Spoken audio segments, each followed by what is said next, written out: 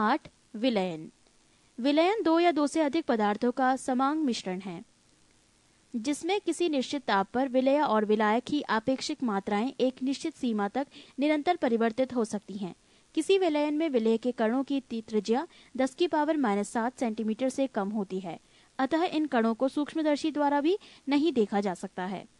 विलयन स्थायी एवं पारदर्शक होता है। विलय और विलायक, सोल्यूट एंड सॉल्वेंट। विलयन में जो पदार्थ अपेक्षाकृत अधिक मात्रा में होता है उसे विलायक कहते हैं तथा जो पदार्थ कम मात्रा में उपस्थित रहते हैं उसे विलय कहते हैं। पृष्ठ 340। जिस विलायक का हाइड्रोइलेक्ट्रिक नियतांक जितना अधिक होता है वो उतना ही अच्छा विलायक माना जाता है।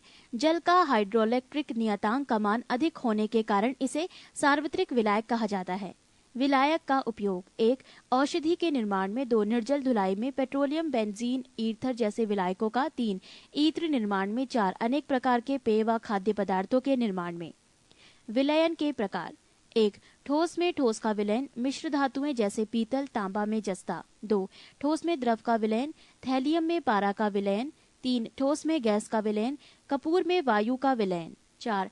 द्रव में ठोस का विलयन, पारा में लेड का विलयन।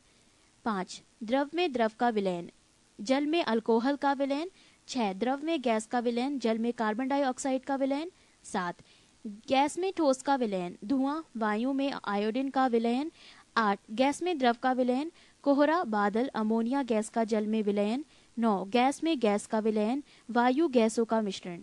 संतृप्त विलयन, सैचुरेटेड सॉल्यूशन। किसी निश्चित ताप पर बना ऐसा विलयन जिसमें विलेय पदार्थ की अधिकतम मात्रा घुली हुई हो संतृप्त विलयन कहलाता है। असंतृप्त विलयन, अनसैचुरेटेड सॉल्यूशन। किसी निश्चित ताप पर बना ऐसा विलयन जिनमें विलेय पदार्थ की और अधिक मात्रा उस ताप पर धुलाई जा सकती है, असंतृप्त विलयन कहलाता है। अति संतृप्त विलयन, सुपर सैचुरेटेड सॉल्यूशन। ऐसा संतृप्त विलयन जिसमें विलेय की मात्रा उस विलयन को संतृप्त करने के लिए आवश्यक विलेय की मात्रा से अधिक घुली हुई हो, अति संतृप्त विलयन कहलाता है। विलेयता, सॉल्युबिलिटी। किसी निश्चित ताप और दाब पर 100 ग्राम विलायक में घुलने वाली विलेय की अधिकतम मात्रा को उस विलेय पदार्थ की उस विलायक में विलेयता कहते हैं।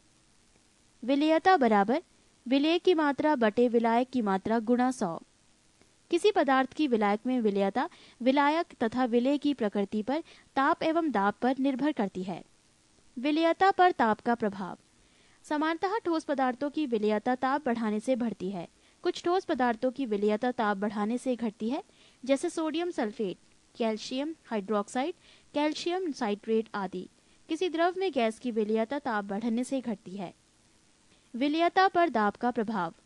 दाब बढ़ाने पर द्रव में गैस की विलेयता बढ़ती है। विलयन का सांद्रण, कंसंट्रेशन ऑफ सॉल्यूशन। किसी विलायक या विलयन की इकाई मात्रा में उपस्थित विलेय की मात्रा को विलयन का सांद्रण कहते हैं। जिस विलयन में विलेय की पर्याप्त मात्रा घुली रहती है उसे सांद्र विलयन कहा जाता है, और जिसमें विलेय की कम मात्रा घुली रहती है उसे तनु विलयन कहा जाता है। सभी तनु विलयन असंतृप्त विलयन होते हैं। जो विलयन जितना ही अधिक तनु होता है वो उतना ही अधिक असंतृप्त होता है। पृष्ठ 341। परिक्षेपण, डिस्पर्जन। जब किसी पदार्थ के कण, परमाणु, अणु या आयन दूसरे पदार्थ के कणों के इर्द गिर्द छितरा दिए जाते हैं तो ये क्रिया परिक्षेपण कहलाती है। पहले पदार्थ को परिक्षेपित पदार्थ और दूसरे को परिक्षेपण माध्यम कहा जाता है। परिक्षेपण के फलस्वरूप दो प्रकार के पदार्थ बनते हैं। 1. विषमांग पदार्थ निलंबन एवं कोलाइड। 2. समांग पदार्थ वास्तविक विलयन। निलंबन, सस्पेंशन। इसमें परिक्षेपित कणों का आकार 10⁻³ सेंटीमीटर से 10⁻⁴ सेंटीमीटर या इससे अधिक होता है। इन्हें आंखों से देखा जा सकता है। इसके कण छन्ना पत्र के आर पार नहीं आ जा सकते। ये अस्थायी होते हैं तथा इनके कणों में परिक्षेपण माध्यम से अलग हो जाने की प्रवृत्ति पाई जाती है। उदाहरण, नदी का गंदा पानी, वायु में धुआं आदि। 2. कोलाइड। इसमें परिक्षेपित कणों का आकार 10⁻⁵ सेंटीमीटर और 10⁻⁷ सेंटीमीटर के बीच होता है। इसके कणों को नग्न आंखों की सहायता से नहीं देखा जा सकता, बल्कि सूक्ष्मदर्शी की सहायता से देखा जा सकता है। इसके कण छन्ना पत्र के आर पार आ जा सकते हैं, लेकिन चर्म पत्र से नहीं निकल सकते। इसके कणों में परिक्षेपण माध्यम से अलग हो जाने की बहुत कम प्रवृत्ति पाई जाती है। उदाहरण, दूध, गोंद, रक्त, स्याही आदि। कोलाइड के विभिन्न प्रकार। सोल, वैसा कोलाइड जिसमें ठोस कण द्रव में परिक्षेपित होते हैं उसे सोल कहा जाता है। रबड़ के दास्तानों का निर्माण विद्युत लेपन द्वारा रबड़ सोल से किया जाता है। जेल, वैसा कोलाइड जिसमें ठोस कण द्रव में समान रूप से परिक्षेपित तो होते ही हैं पर उनमें प्रभावता फ्लो नहीं होती है, जेल कहलाती है। जैसे जेली और जिलेटिन। एरोसोल, किसी गैस में द्रव या ठोस कणों का परिक्षेपण एरोसोल कहलाता है। जब परिक्षेपित कण ठोस होता है तो ऐसे एरोसोल का धुआं स्मोक कहा जाता है। जब परिक्षेपित पदार्थ द्रव होता है तो ऐसे एरोसोल को कोहरा कहा जाता है। नोट, जब परिक्षेपण का माध्यम जल, अल्कोहल एवं बेंजीन हो तो कोलाइडों को क्रमशः हाइड्रोसोल, अल्कोहलस एवं बेंजोसोल कहते हैं। पायस, एमल्जन, जब किसी कोलाइड में एक द्रव के सारे कण दूसरे द्रव के सारे कणों में परिक्षेपित तो हो जाते हैं लेकिन घुलते नहीं हैं तो इस कोलाइड को पायस कहते हैं। पायस बनाने की प्रक्रिया को पायसीकरण कहते हैं। दूध एक प्राकृतिक पायस है जबकि पेंट एक कृत्रिम पायस। कॉड लिवर तेल, जिसमें तेल जल के कण तेल में परिक्षेपित होते हैं, भी पायस का उदाहरण है। सबसे बड़े पैमाने का पायसीकरण के रूप में साबुनों और डिटर्जेंट का प्रयोग किया जाता है। इनकी पायसीकरण की प्रकृति कपड़ों को धोने में सहायता करती है। पायसी कारकों का प्रयोग अयस्कों के सांद्रण में भी किया जाता है। झाग, फॉर्म्स, द्रव में गैस का परिक्षेपण झाग कहलाता है। ये साबुन से उत्पन्न होते हैं। वास्तविक विलयन, ट्रू सॉल्यूशन, इनके कण आणविक आकार वाले होते हैं अर्थात इनके कणों का आकार 10⁻⁷ से 10⁻8 सेंटीमीटर होता है। इसके कण छन्नापत्र के आर पार आसानी से आ जा सकते हैं। ये सबसे स्थायी एवं पारदर्शक होता है। ये आंख तथा सूक्ष्मदर्शी से दिखाई नहीं देते हैं। अपोहन, डायलिसिस, कोलाइडी विलयन को वास्तविक विलयन से पृथक करने की प्रक्रिया अपोहन कहलाती है अर्थात इस विधि द्वारा कोलाइडी विलयन को शुद्ध किया जाता है। ब्राउनी गति, ब्राउनियन मूवमेंट, कोलाइडी विलयन के कण लगातार इधर उधर भागते रहते हैं, इसे ब्राउनी गति कहते हैं। ये गति कोलाइड कणों की प्रकृति पर निर्भर भागते रहते हैं, निर्भर नहीं करती है। कण जितने ही सूक्ष्म होते हैं तथा माध्यम की श्यानता जितनी ही कम होती है एवं ताप जितना ही अधिक होता है, ये गति उतनी ही तेज होती है। पृष्ठ 341। स्कंदन,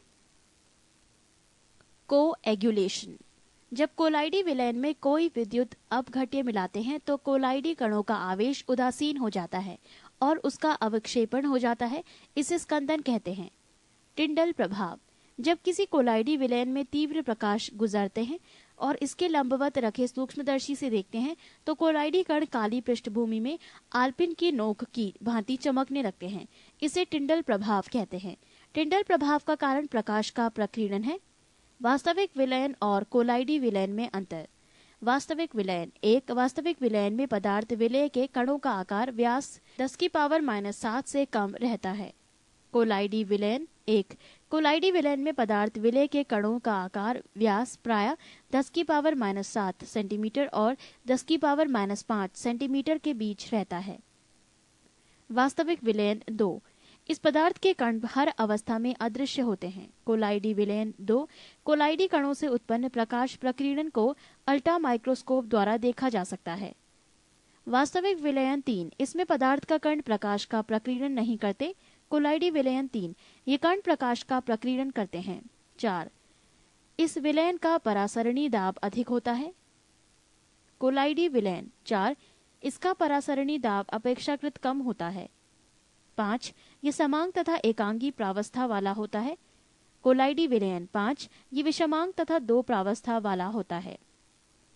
बफर विलयन, बफर सॉल्यूशन, वो विलयन जो कि अम्ल या क्षार की साधारण मात्राओं को अपनी प्रभावी अम्लता या क्षारता में पर्याप्त परिवर्तन किए बिना अवशोषित कर लेता है, इसे बफर विलयन कहते हैं। जैसे सोडियम एसिडेट तथा एसिटिक अम्ल का मिश्रण एक प्रभावी बफर है जब उसे पानी में विलीन किया जाता है।